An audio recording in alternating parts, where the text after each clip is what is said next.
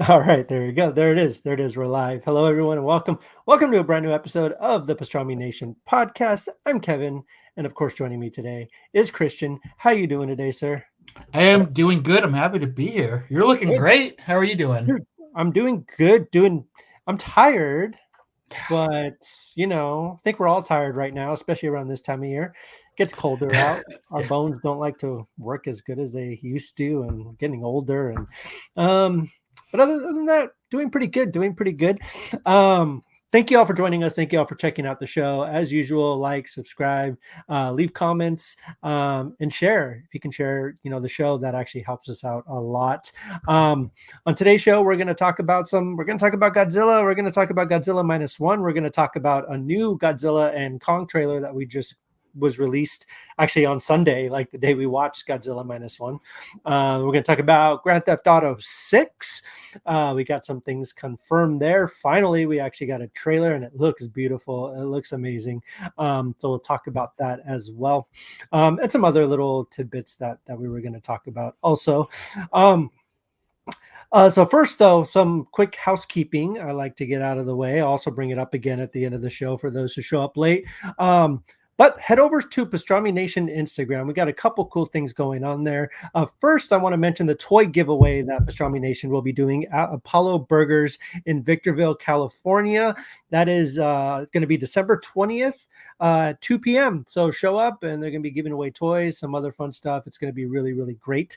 There's also, we've actually teamed up with Super 7, which is a toy company, to give away some toys, a set of the weird, that's called the weirdest reaction figures. I don't know if you've seen them or if you've heard of them, but head over to Instagram. Really, really easy to be entered to win. All you got to do is follow Pastrami Nation on Instagram, follow Super 7 on Instagram, and just tag 3 friends, and then tell us what your favorite Super 7 products are so far. Could be anything. Could be whatever you enjoyed of Super 7. Just let us know in the comments, and you'll be entered to win a whole set of the weirdest figures. So that's pretty cool. Want to get a lot of that out of the way. Happy holiday season, everybody. It's getting crazy. It's getting that time of year. I'm very curious. Of course, we'll do an episode. We'll talk about this, probably not this show, but as the month progresses, what are some of your favorite holiday traditions? What are some of your favorite holiday movies you like to watch around this time of year? Let us know. Really love hearing it and really love talking about that kind of stuff. So speaking of holiday movies, Christian, speaking of Christmas movies specifically, one of the most iconic Christmas movies of all time, Home Alone. Home Alone 1, Home Alone 2, all-time classics. This past Friday, our boy Macaulay Culkin finally got his star on the Hollywood Walk of Fame. I just want to say congratulations, first of all, Macaulay. We know you're watching the show, so thank you for checking out the show. But that's awesome. Congrats. But yeah, it's really cool, man. Like you were talking about 90s actually right before we came on, which we could talk about that a little bit more too. But it's just really cool to see him up there, like all the stuff he's been through, all these, whether it's tabloid headlines or whatever has kind of been going on in his life, and to see just how well he rose back up and put himself together and got everything straight. He has a wife and beautiful kids, or a son, I believe. I don't, 1 or 2, I can't remember. I think it's just 1. But yeah, he finally got his star on the Hollywood Walk of Fame. His movie mom, Catherine O'Hara, was there, who kind of brought tears to my eyes a little bit. That was really sweet. Yeah, it was just a really, really cool moment for all of us, 80s and 90s kids who grew up with him. And yeah, it's really, really cool when you see people like that start to really get their stars and stuff like that on the Hollywood Walk of Fame. Is pretty cool. I'm sure you thought it was pretty cool too. I loved it. I think for a lot of the people that are closer to our age that grew up in the 80s and 90s, Macaulay Culkin means a lot to, I think, a lot of us. He was us, you know what I mean? I Yeah. think he was our Dennis the Menace, you know what I mean? Like Oh, we grew up with him. We all grew up together. So to see, I think on this 30-year journey since Home Alone, we've all on our individual journeys have been through our own ups and downs, as well as Macaulay might have. So to see him in such a great place, what a beautiful acceptance speech too. Oh If my you guys gosh. haven't seen it, yeah, super emotional. I'm getting like a little weepy just thinking about it. It was so Yeah. beautiful to see. So congratulations to him and his beautiful family. That it's just it warms your heart to see. And like, I mean, is it not the number one Christmas Oh, it's movie? gotta be, dude. I Like, mean, it's uh, I don't think there's a question about it, right? I think Home Alone has cemented itself as like the Christmas movie. right. There are like arguable, like Elf is great. A Christmas Yeah, Story, of course, is a classic, yeah. but to me, I think it's always, you know, keep the change, you filthy animal. And I Like, think, yeah.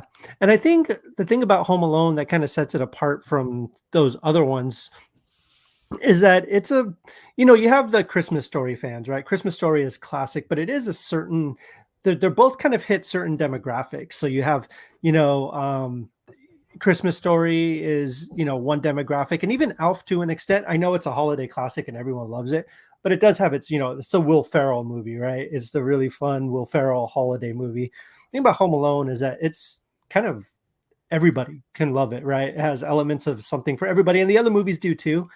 But I feel like Home Alone is a little bit more up on the scale for me specifically. I mean, I'm sure, I don't know if it goes for other people, but just because of that reach, right? Like it's appeals to kids, adults, and again, so do the other movies, but I don't feel as much as Home Alone does. right. Yeah. Um, so I'm going to use this to kind of transition Please, into into the something 90s. else. So this is going to feel like a stretch right now. So I recently picked up this guy, Earl Sinclair. If you guys Claire. watched TV in between the years of 1990 and 1994, you'll remember this on ABC. Yeah. A little show with TGIF. a very super not annoying catchphrase, not the mama. So I rewatched a few episodes yesterday just for nostalgic reasons. And it reminded me of something, and it made me really think of something. Baby Sinclair is maybe the most incredibly obnoxious characters in all of like fiction. So it's crazy that that went on for 4 years.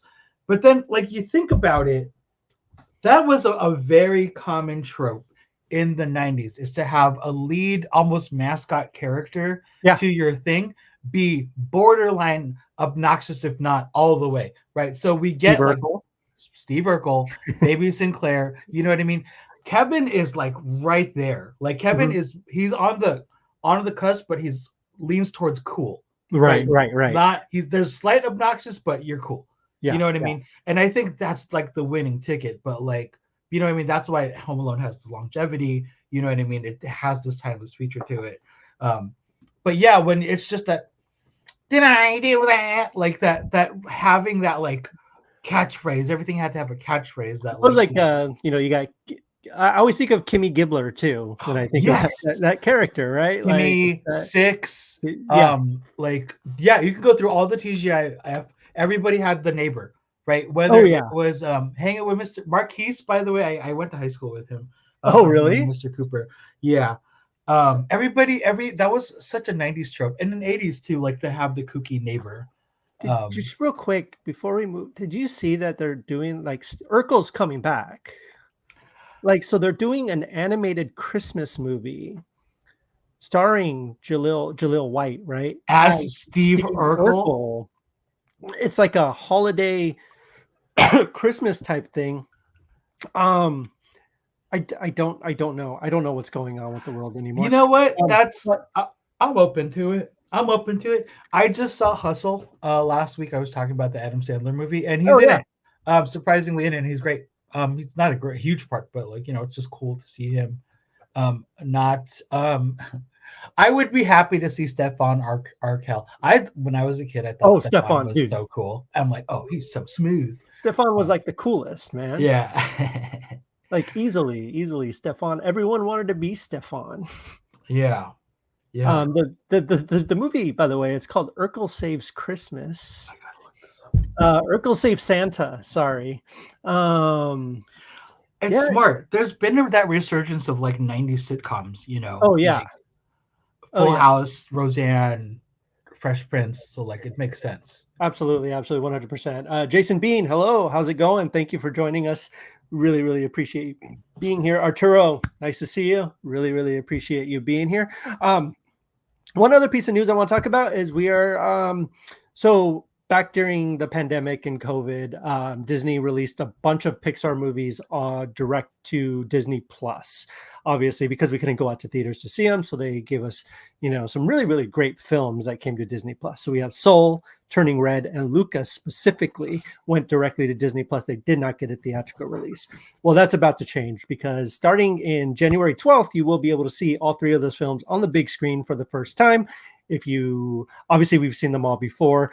Soul will be opening January 12th. Turning Red will release on February 9th, and Luca will hit theaters on March 2nd. So that's really cool. Yeah, so I'm actually, I loved all three of them. I'm to be 100% honest, I thought all three were great. But Soul is the one that I'm actually really excited to go see in theaters.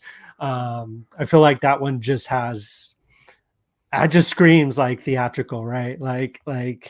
And even Turning Red, like it has its elements, and Luca does too. Like they all do. But Soul is the one I'm most excited for. What would you say out of those three you'd be most excited to go see on the big screen? It's Soul. Yeah, so easily. That also makes okay. So aside from the Disney movies, are there any other pandemic movies that you wish you got to see in theaters? Because there were some that you kind of did, but it was like, are we ready? Are we doing this already? We're gonna do theaters now. I watched Tenet in theaters when it came out. That was kind of like that weird area where like they were like, "Are theaters going to open up again? We'll try it out," but then they ended up closing them again. Yeah. So I was able to kind of fit in that window there. Tenet. Did you see Dune? I did not see Dune. See, I didn't see Dune. Yeah. That's something I wish I got to see. We did see we saw when they were doing a lot of the day and date things for Warner Brothers. Dune was one of them. Also, The Suicide Squad, when that came out, we saw it in theaters. That's cool. And then I came straight home and watched it again on HBO on Max.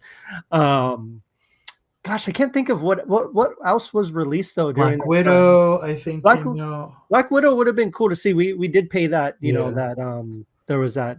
$30. Yeah. I paid it for it too. We did that. There was another one too. Mulan, I think, was another one. That I still haven't to this day seen it. Mulan's good. Mulan's not bad. I'm trying to think though. It was really Warner Brothers and Disney that were doing that, right? I can't think. I think maybe something might have came out on Peacock, or I don't even know if Peacock wasn't even really. Gosh, how long has Peacock been? I don't even know. Yeah, I'm trying to think. Oh wait, yeah, because I think it was. It started 2021, I think, January. I remember because I made a painting of Michael Scott for The Office when they were taking it off of Netflix. Oh, yeah. Also wanted to bring up Wonka's been getting some really good reviews lately, sitting at an 80% on Rotten Tomatoes right now. That comes out December 14th. I'm very curious about it. Hopefully they capture some of that Paddington magic because Paul King, he directed the 2 Paddington movies. He's directing this. So word of mouth has been good. So that comes out December 14th. And also Barbie finally hits Max on December 14th. So if y'all haven't seen it yet or want to watch it again and again and again like I do, comes out December 14th. It's also coming with an American Sign Language interpretation as well. So it's going to have an American, an interpreter there with sign language for the movie, which is really cool. And then I also just kind of wanted to bring this up as well. So there's been Sony's kind of at war with a lot of people right now because they announced that any Discovery content that any of their users purchase, so that goes for like Mythbusters or whatever's on Discovery that you bought on the PlayStation Store will no longer be available for you to watch. I believe by the end of this week. So you paid for it, you bought it, but it's gone. It's going to be gone. Damn. People, again, I know I've said this to whatever on this show, physical media, buy physical, get your stuff on physical. Don't trust streaming. Don't trust digital. You buy digital, even on iTunes, and they decide the library, the copyright expires. It's gone. It's gone.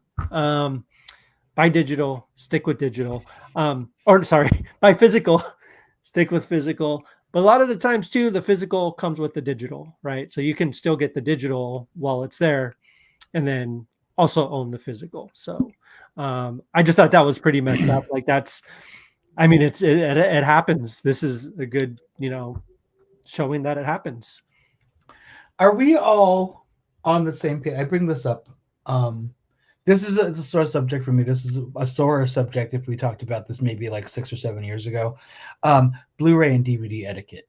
Mhm. Let's say, I don't know, I feel like watching a period drama. I'm gonna watch Far from the Madding Crowd.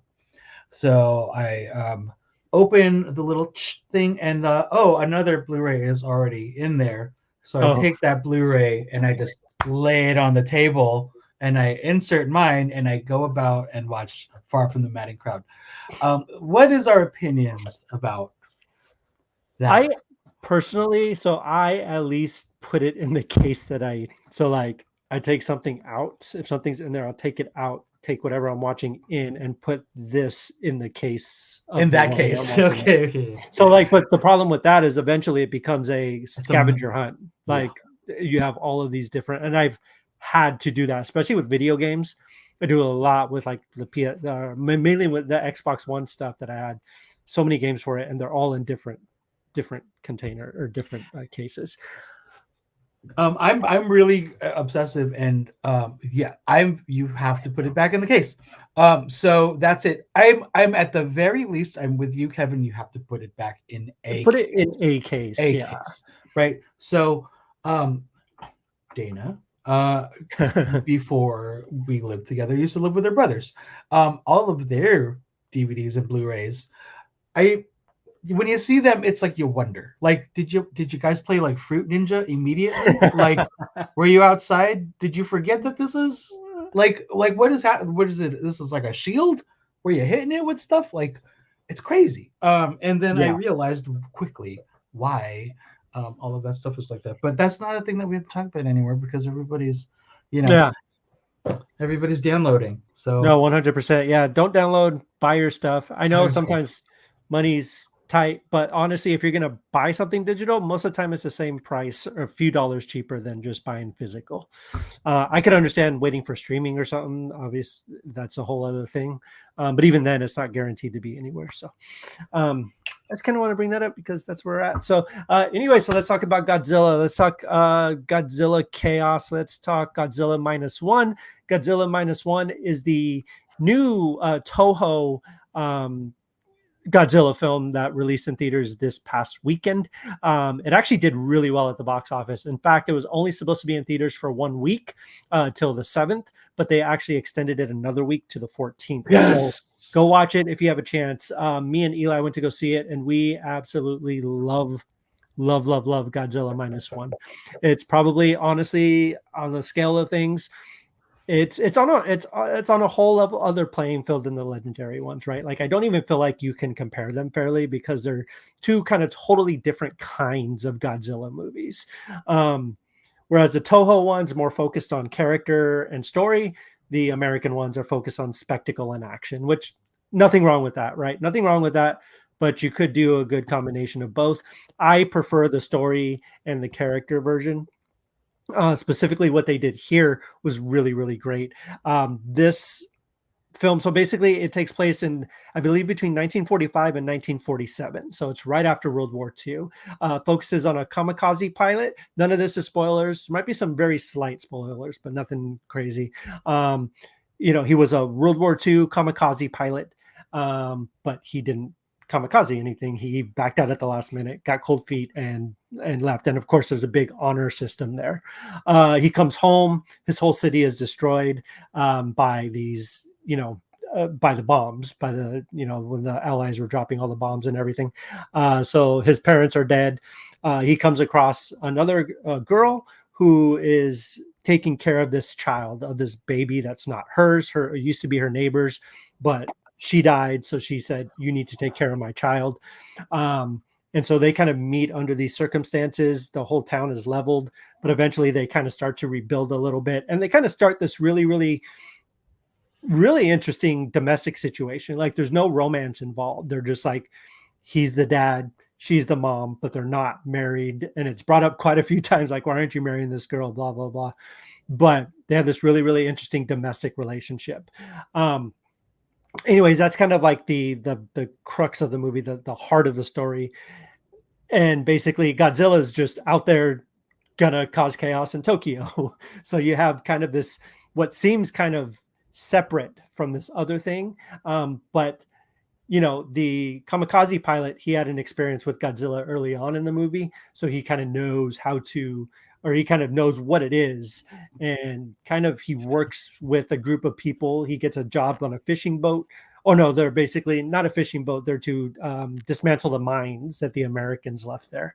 But they come in contact with Godzilla, and they basically have to stop Godzilla before he destroys Tokyo, which, pretty cut and dry story, nothing crazy. But what makes the movie work is the heart and soul of the movie, which is the story and the characters. This is one of those movies where if you took Godzilla out of the picture completely, you would have a captivating, fun story. Like, not, I don't even want to say fun because it's kind of depressing, but it's dramatic, it's compelling, and you're along with the characters every step of the way. And that's what makes this movie so great. Then you add Godzilla, and this version of Godzilla isn't like any version of Godzilla you've ever seen before. It's brutal. We've seen brutal Godzilla, but this takes it a whole new level. Like, I take it it's not like hero Godzilla. No, not at all. Like, this Godzilla is just out for blood. Like, he is just out to destroy. It's like, the force of nature. He's a force of nature, and that's exactly what he is in this. And it's fantastic. It's great. It was made for $15 million, right? $15 million. Like, the budget's so small, and they used a lot of practical. There's so much practical in this. Godzilla, obviously CGI. But I mean, I haven't even seen the movie. I've seen the trailer maybe once. How is that not humiliating for all of Hollywood that this movie was made for $15 million? I'm not saying this looks like a $300 million movie. No, but it looks close. A lot more than it looks like a $15 million movie. Absolutely. It's crazy. And then, like, these studios are hemorrhaging money and not paying their writers, and like, anyway, it's ridiculous. No, it is insane. And when you watch this, like, so we did watch we came home and we watched the Godzilla and Kong trailer that was released, the New Empire. And it's like night and day, man. Like, just after watching -1 and watching this, like, again, different playing fields, different things. Like, I get it. It feels like a 2002 like Roland Emmerich movie. It does. Like, not to poo-poo those movies. I mean, Roland Emmerich did direct Godzilla. I mean, that's true. God, I didn't even say but that. I mean, that's what it feels like. And there's a lot of CGI. I mean, it looks cool. Like, I'm gonna go see it, right? Like, who doesn't want to watch the kaiju, like, chaos? Like, it's always good. It's always fun. But there's just that, it felt like the heart was just cold in this, right? Like, obviously I haven't seen the movies, but even when you look back at the other legendary Godzilla or Kong movies, like, there's not that beating heart. Like, it is about the spectacle. And there's moments, right, where you care about some of the characters, and especially Skull Island specifically, I felt like you can actually, like, feel for some of the characters, what they're going through and stuff, but it also helped with the Vietnam setting, right? But I think I do think that's what's missing from the American legendary Godzilla movies. I'm not saying they're bad at all, because they're fun. I've watched them all. They're great. I enjoy the Godzilla movies they've made. But they just feel cold, right? They don't feel like there's a beating heart, or like, it's not like this passion project by like an auteur. It's like kind of made by committee. Like, hey, these are all the beats you need to hit. Exactly. Yeah. And so, I mean, I would honestly, this is one of my favorite movies of the year, easily, hands down. It's great. It is in Japanese with English subtitles, which is totally cool with us. Me and Eli went to go see it. The theater was packed, like a lot more packed than we thought it was going to be, in a good, I'm glad it was, but I wasn't really expecting the amount of people there, except for the first row. Like, every seat was taken. It was like a sold out auditorium, and everyone was vibing and in it, and it was just a lot of fun. Everyone seemed to have a blast, and I highly recommend checking it out in theaters. I have a couple friends who saw it in IMAX. Unfortunately, we did not get to see it in IMAX, but I hear it's amazing in IMAX. Go watch it in IMAX, and you will not regret it. It's really, really good, really, really great. It's going to be hard. It's going to be hard to beat as far as Godzilla movies go. Yeah, really, really well done. Really, really good. And yeah, so definitely go check out Godzilla minus one. We talked a little bit about the Kong and Godzilla New Empire trailer. What did you think about? I know you just kind of gave basic thoughts about it, but are you excited for it at all? No, but I'm gonna watch it. Right. I it's just the run of the mill paint by numbers kind of action movie from we've seen a million times from the last 20 years. So I don't sure. Sure, that looks fun. I'm going because I want to see monsters. I think it's like it's really fun and like it's cool to hear about like what's going on with Godzilla minus one because I don't know if you've kind of like looked into all of this stuff, but like I read this whole like essay about like Japan's obsession with like the kaiju and like there's Right. these common themes in a lot of like Japanese entertainment and it all has to do with like post World War II, right? So like Mhm. it's cool to hear how they're directly doing this because like you think of like Akira, you think of like Godzilla, and it's like this big devastating thing that's going to shake all of Japan, right? And it's like Yeah. it makes sense because you're dealing with a culture that got two fucking atomic bombs dropped on them Yeah. in real life, you know what I mean? So to see them like kind of reconciling with all of this through their media, you know what I mean? And like, maybe, well, whether that's direct or indirect, you know, and whether we realize that or not, it's kind of like really interesting to kind of have that understanding while, you know, kind Yeah. of taking all this into. I think it is. I think it is direct. It's got to be a Right. specifically with this movie too, because it's kind of the antithesis of the way that Americans portray the war, right? Like the cool thing about this is that it is, like I said, 45, 47 in that area, in that era of like, how does Japan deal with what had just happened, right? Right. Like how is their Immediately after. Yeah. immediately. So it's like again, you have the kamikaze pilots and stuff Helmet. like that. And they bring in questions of honor and like, what does it mean to be a soldier? And you know, what does it mean to be this country that also did horrible things, right? I mean, and the cool thing, one thing I love about this movie is that it it plays it plays that card without villainizing anybody, right? So it doesn't say the Americans are horrible, they did this, they did that, they need to be destroyed. It's very much like we all kind of did really shitty things to each other. Like Yeah. that's kind of the whole thing with the movie. And now we just have to focus on rebuilding our country and figuring out where we're going to go from here. And Godzilla is kind of that kind of the representation of the bomb, right? Because they Right. know it's Right. coming, they know it's going to be there. How are they going to defend about it without, becoming the villains essentially, which Right. is, the big issue with it. And I think that was a cool perspective that the movie gave, because you don't see that like in American media. It's like, oh, just the Japanese, bombed Pearl Harbor, so they're horrible people, right? Like that's kind of what it was, you know.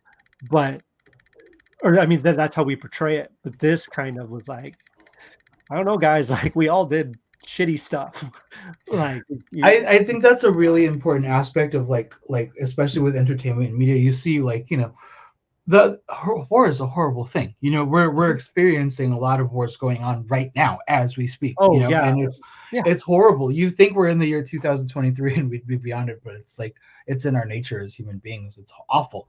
But like I think if there's ever like a lesson to learn, especially from World War II, it's like we all lost.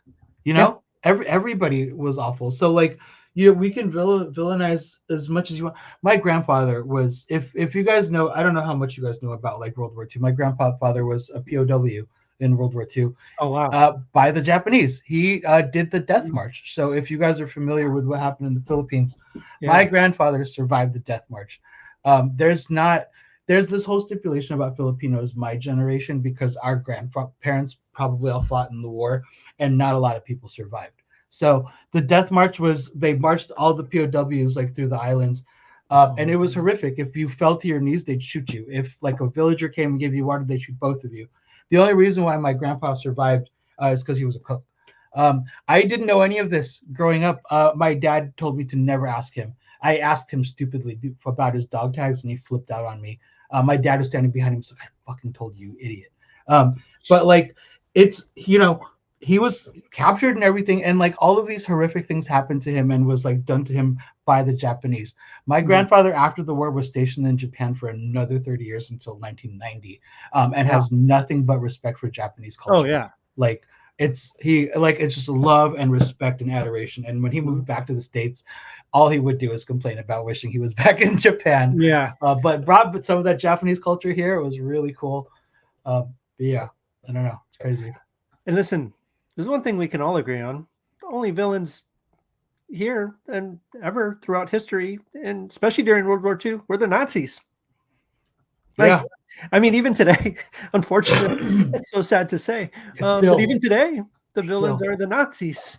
So go punch a Nazi. Yeah. If there's any Project Mayhem, we're all gonna give you guys homework. And everybody has to find a Nazi to punch in the face. Pastrami Nation does not condone violence of any sort. Only against Nazis. Only against Nazis. Right? I'm kidding. Don't. But no, punch a Nazi.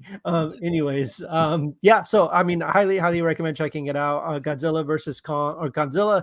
Eli keeps on correcting me, saying Godzilla and Kong, because it is Godzilla X Kong. X Kong, yeah. So like it's not versus Kong like the first Godzilla versus Kong was. So it's Godzilla and Kong.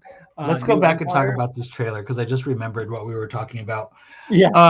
I've never seen a trailer. Okay, let's go. What was the Jim Carrey movie where he becomes God? Bruce Almighty? What was the second one? Evan Almighty. Evan Almighty, yeah. That movie, that trailer gave away the whole movie, right? Mm-hmm. Like you see. This one, yeah. You meet like Baby Kong, and then you clearly see like Kong and Godzilla team up at the end. Yeah. I wonder who they're teaming up against. I wonder what little baby's gonna grow up and become the bad guy. I love the Diddy. I love Diddy Kong. Yeah, exactly. Diddy. Ridiculous. Yeah, I'm like, whatever about it. It'll be cool. It'll be fine. It's good. Speaking of Donkey Kong, though, I know it's kind of not the same.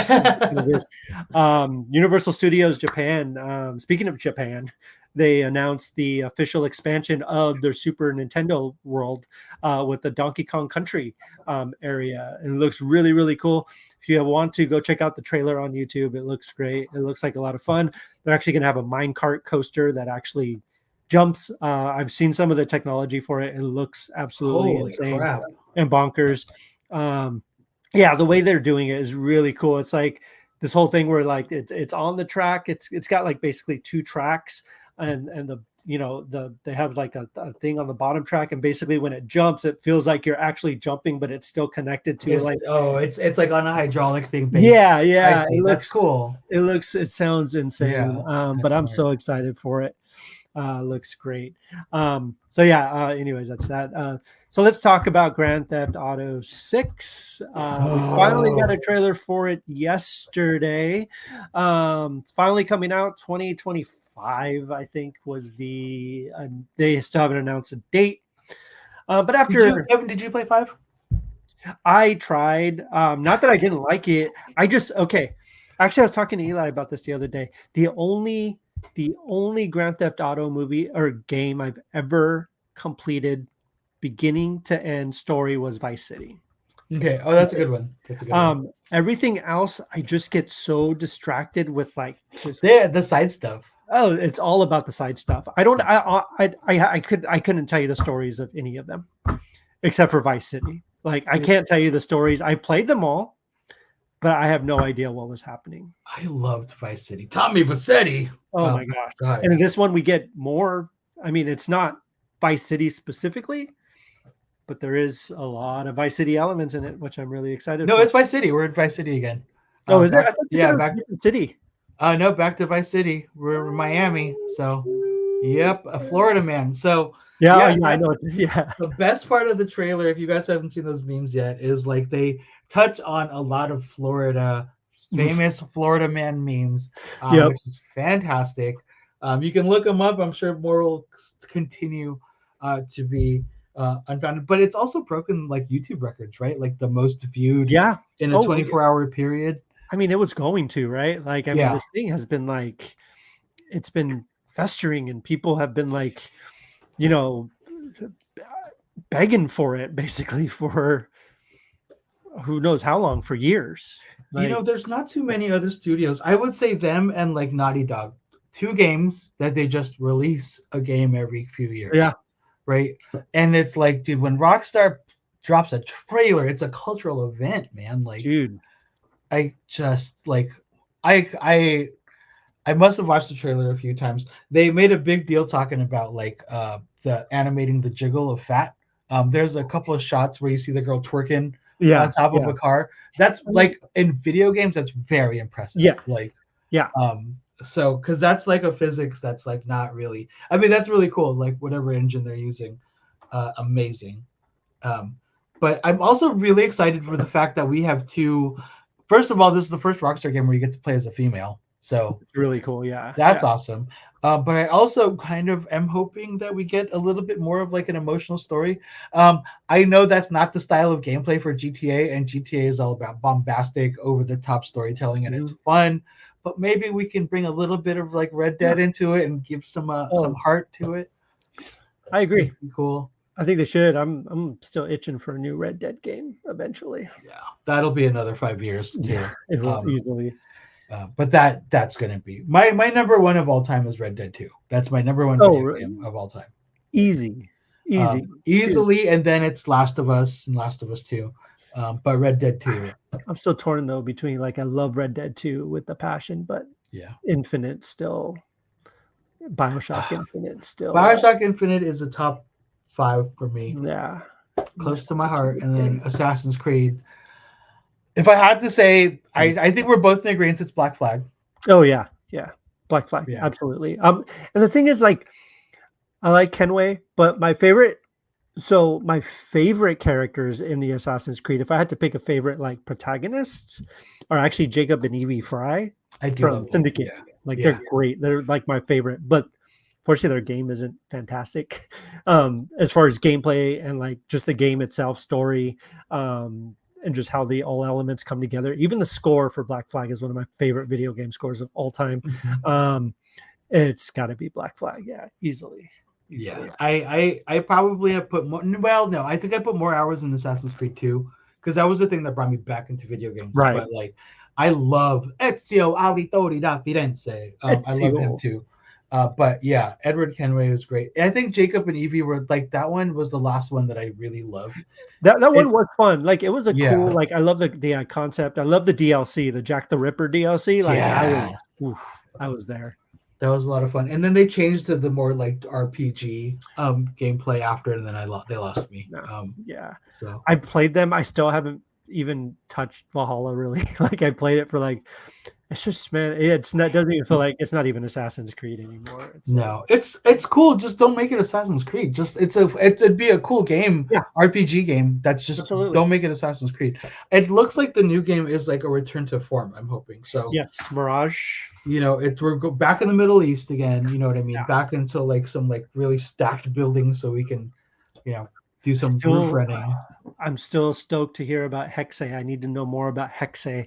I need to know what's going on with Hexe. Like, if it's what I think it's gonna be, or if it's, Wait, I what don't are you know. talking about? What's Hexe?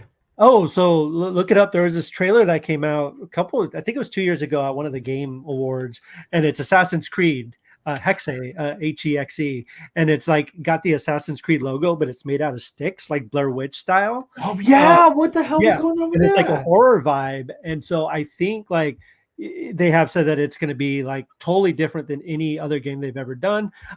So like, there's all these speculation, it might be like a witch hunt trial kind of thing, Oh, like you're on the, Salem? That's cool. yeah, or like even like one of the ones in London, or like something that has to do with witches and like the supernatural elements and stuff like that.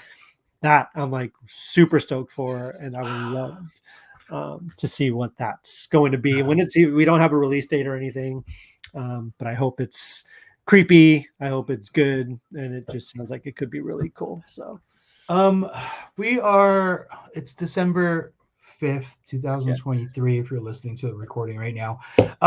We went through this year very quickly. I can't believe how quick this year went by. we did. Overall, Kevin, how was this year Yeah. for you? Was this a good year? It was good. It was good. Yeah, I don't really have much to complain about, to be honest. Trying to think if there was anything bad. I mean, we were down in California. Yeah, that was awesome. Yeah, that was really cool. No, dude, like it was fantastic. It was Yeah, great. Yeah, I can't really, there were some highlights, some things that were better than others, some things that were, a little probably not so great, but nothing like that kind of dampened the year or anything for us. What about you? it's been a hard year. It's Mhm. been a year, for sure. But I'm not saying it's a bad year at all. As difficult as times might have gotten, I think I'm coming out the other end a better person. So, Good. it's been growth is always hard. Choosing growth over comfort is always the difficult choice to make. It is. But It's it's necessary sometimes. So, but I'm happier. I'm happier for it, and I do feel better about good. myself. Like, I think I've gotten some stuff back this Very year, good. so happy for it. Dude, I'm glad to hear that. Yeah. But yeah, and also, keep an eye on Pastrami Nation. We'll definitely be doing like an end of the year, like wrap up list of all of our favorite things and everything that came out Yes. this year, whether it's toys, action figures, whatever that is, movies, TV shows. We're gonna do it all. I think we'll make.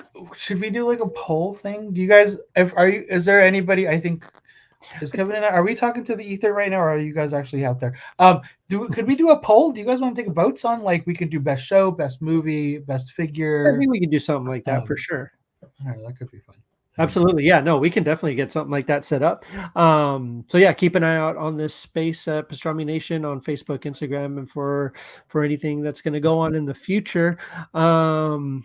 We got a couple more weeks till Christmas. So we'll certainly be talking about Christmas movies, Christmas TV shows, kind of some of our favorite things we've talked about before. But it's a new year, so things might have changed. So yeah.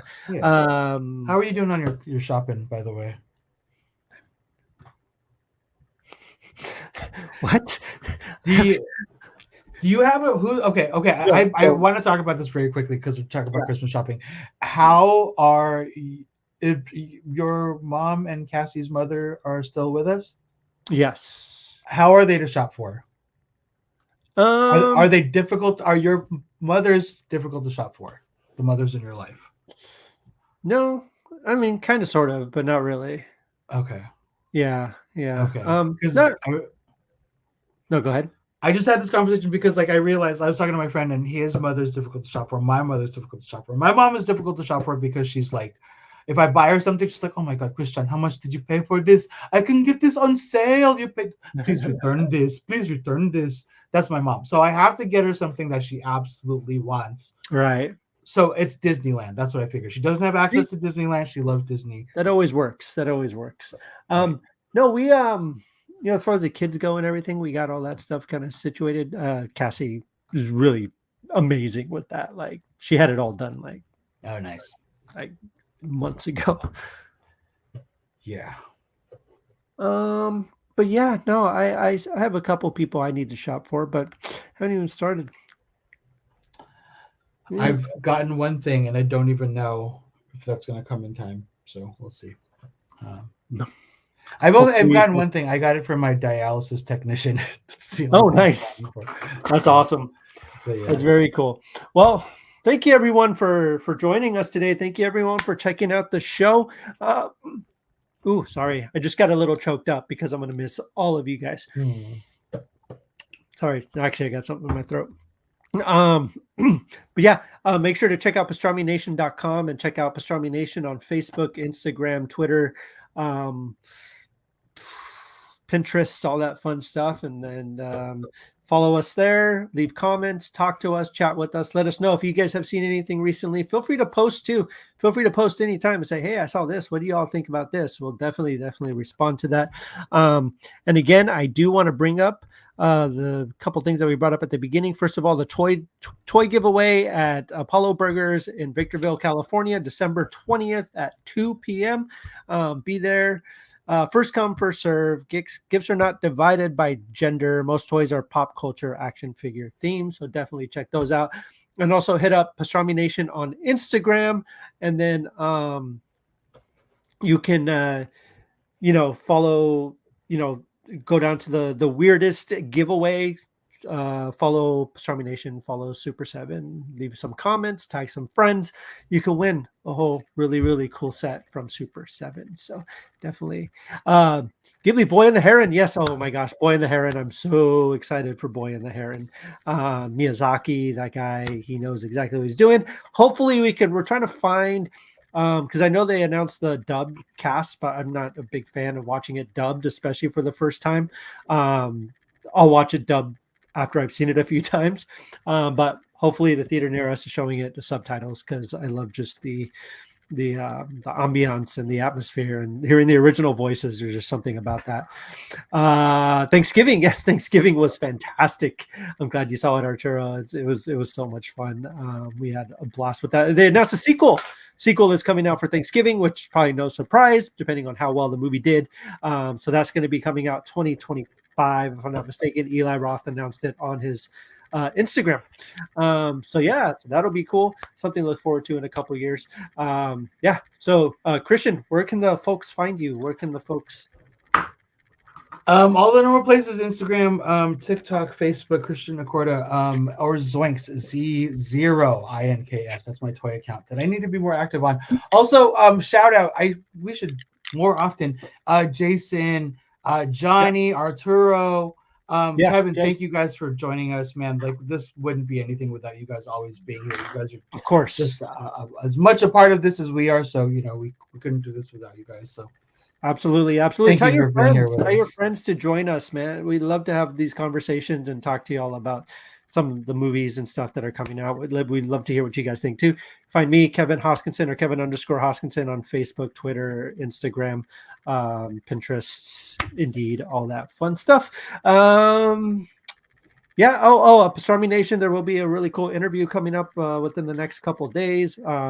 Me and my son Eli, we got to interview a really cool concert promoter who's doing this Heroes concerts, video game symphony concerts, which is going to be traveling the country. Me and Eli got the opportunity to sit down with them last week and talk to them. The interview should be coming up shortly, either tomorrow or Thursday. And Nolan and Jason got to cover LA Comic-Con, LA Comic-Con this past weekend. So they have a bunch of stuff on Pastrami Nation about all of that stuff. So they look like a blast. Go check that stuff out. Go check out the Facebook. It's all there. And the TikTok and all that fun stuff. So yeah, definitely go check all that stuff out. Anyways, thank you all for joining us. Thank you for checking it out. And we will talk to you later. Y'all have a good night, and we will see you next week. Bye-bye.